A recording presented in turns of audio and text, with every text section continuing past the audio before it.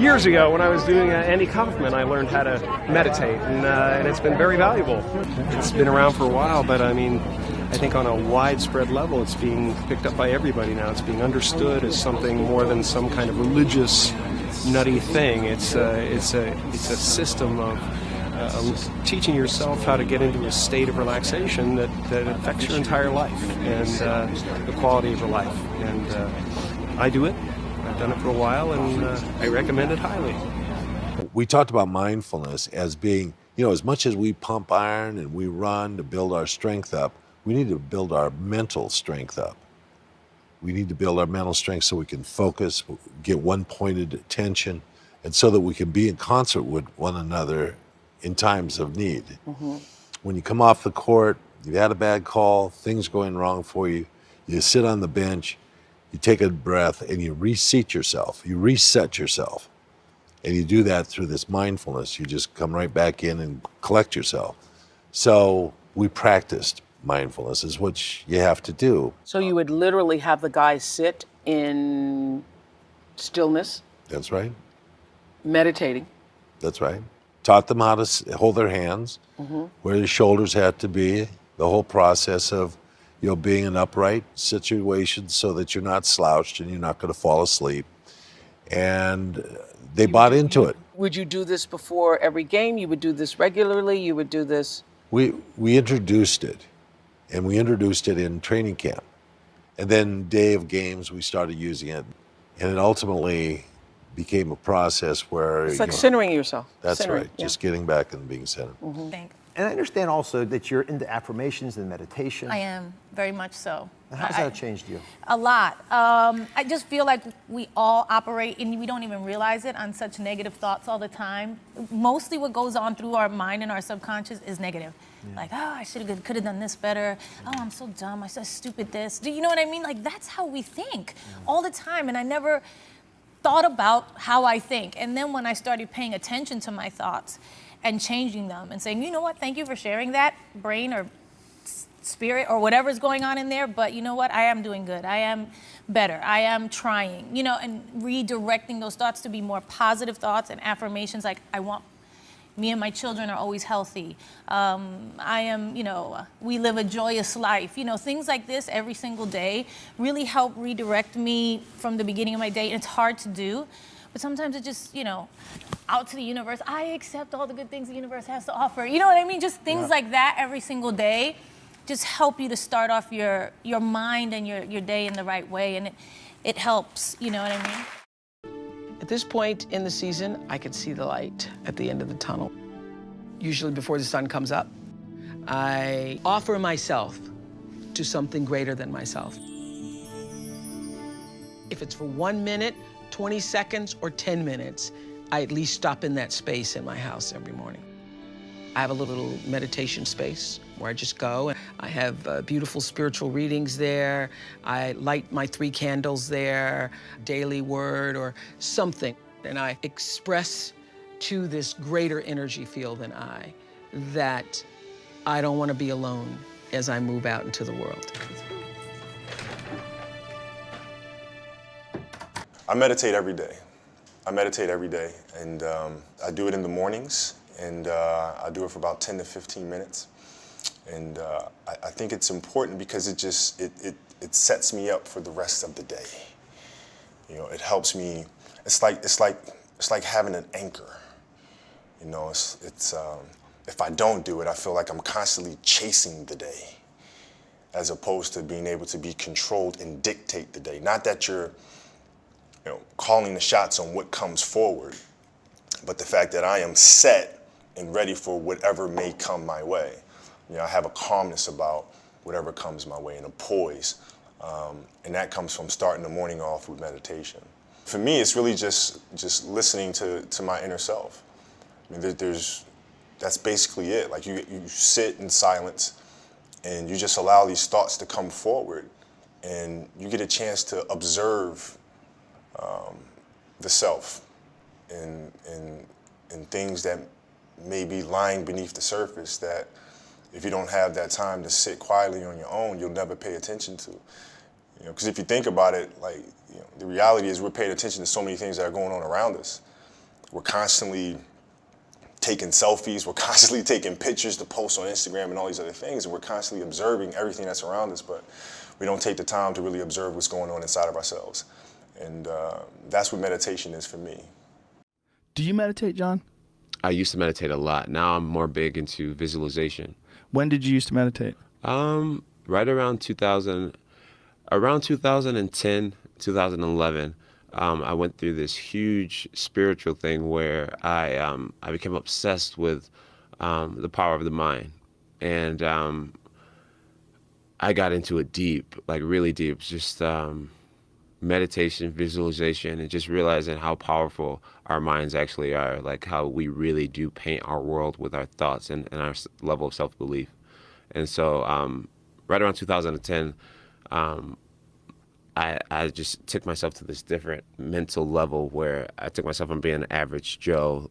So I took myself from being very average-minded to actually believing that I was the shit, and believing that I could be the shit and that I could be the GOAT and be the greatest and never lose. And to, like, I took myself to a different place mentally, and a lot of it came from mental practice and meditation and visualization and just seeking knowledge from people who are strong believers, guys like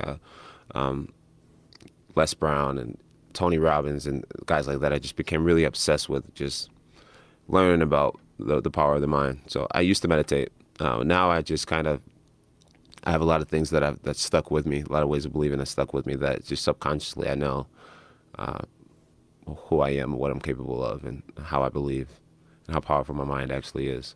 I've been meditating, doing TM for about a year now, and so they have, thank you. So I learned about it. Russell Simmons was on my show, and through Russell, he told me about it, and then Russell Brand. It was a month, we had Russells on, all Russells all month long. But anyway, so I learned how to meditate. I've tried to meditate before, and the breathing and all the other stuff that when I did yoga, and I was always opening my eye, and it was like a minute later, and I was like, oh, how am I gonna do this? This is just impossible, focusing on the breathing. And so when I learned about TM, which I'd heard about it, and I'd heard so many people, I was very impressed by the people that I learned that they did TM, and I was like, well, they're interesting people, and there must be something to it, and I thought I'll try this, even though I'm not good at meditating. And something about TM, it is the only time I have that stillness. It's the only way I've ever been able to sit long enough that I open my eyes and I'm sad that it's 20 minutes later. I actually love, and I never had that feeling before, late at night alone at an ATM machine, but that was not safe. But it does, it gives me this peaceful feeling, and I just love it so much, and I talk about it as much as I can on the show without sounding like I'm preaching about it. But I am here really to I can't say enough good things about it. So for the last few years I've been practicing meditation, trying, and it's difficult to describe the effect it's had on my life. I can only mention maybe a few words: calm, clarity, a balance, and at times a recognition. And it's made a difference. I'm Dr. Deepak Chopra, and I'm going to speak about the benefits of meditation. Notwithstanding, there are thousands of studies on the health benefits of meditation. But because meditation takes you to your core consciousness, it also awakens dormant potentials in you. So you're more open to possibility. You're less a bundle of conditioned reflexes and nerves that's triggered by people and circumstance into very predictable outcomes of behavior and reactivity.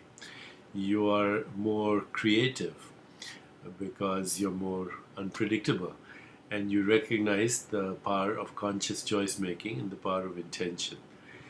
And therefore, meditation is one of the means to fulfill the four goals of life as they're understood in the ancient tradition of Vedanta. So the first goal of life is Dharma, expressing your unique skills and talents, but also aligning the elements and forces in your body with the elements and forces in the universe, because you're made up of the same stuff. And when you do that, you have health also. Health is called Swadharma. It's an aspect of Dharma, health, well-being. to be in alignment with the elements and forces of the universe. That's the first goal of life. The second is artha. Artha means material abundance, abundance in all its forms, including money and success and fame and fortune. Vedanta is not apologetic about being successful. It says you should make a lot of money and use it for good purposes. That's called artha. The third is kama. You're probably familiar with the word kama because it's related to Kama Sutra, which means pleasure. Kama Sutra is, of course, about romantic love and sexual pleasure, but pleasure in all its forms. We are a physical body that likes pleasure. Of course, in moderation, because if we have addiction to pleasure, then that leads to exhaustion by itself, and then we become addicts. But pleasure in all its forms, in relationship, in sexuality, in relationship with our parents, with our peers, with our professional colleagues, and ultimately the pleasure we get in our relationship to the divine source of all creation, cosmic consciousness, if you want to call it that, or God, if you're ready to embrace that word. Kama, relationships.